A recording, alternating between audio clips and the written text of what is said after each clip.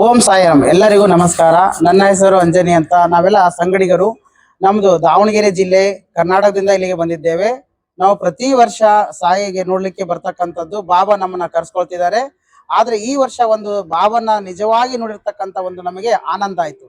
ಇದು ಎಲ್ಲ ಹೇಗೆ ಸಾಧ್ಯ ಅಂತ ಹೇಳಿದ್ರೆ, ಇಲ್ಲಿ ಬಾಬಾ ಅವರ ಒಂದು ವರ್ಡ್ ಅಂತಕ್ಕಂಥದ್ದು, ಬಾಬಾನವರ ಒಂದು ಪ್ರಪಂಚ ಅಂತ ಹೇಳಿ ಒಂದು ಥೀಮ್ ನ ಇಟ್ಕೊಂಡು ಒಂದು ಅವರ ಮೂರ್ತಿಗಳನ್ನ ಮಾಡಿದ್ದಾರೆ.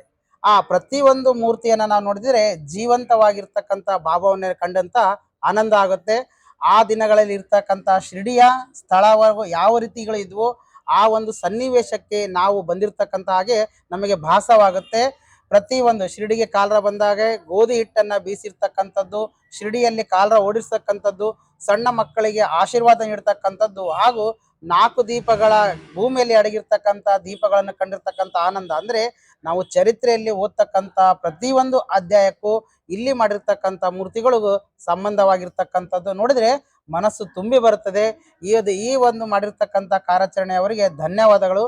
ಪ್ರತಿಯೊಬ್ಬರು ಇಲ್ಲಿಗೆ ಬಂದ ತಕ್ಷಣ ನೀವು ಶ್ರೀ ಬಾಬಾನ ಆಶೀರ್ವಾದನ ಪಡೆದು ಈ ಒಂದು ಇರ್ತಕ್ಕಂಥ ಪಾರ್ಕಿಗೆ ಬಂದು ಬಾಬನ ಪ್ರಪಂಚವನ್ನ ನೋಡಿ ಆನಂದಿಸಿ ಮರೆಯಬೇಡಿ. ಧನ್ಯವಾದಗಳು. ಓಂ ಸಾಯಿರಾಮ್.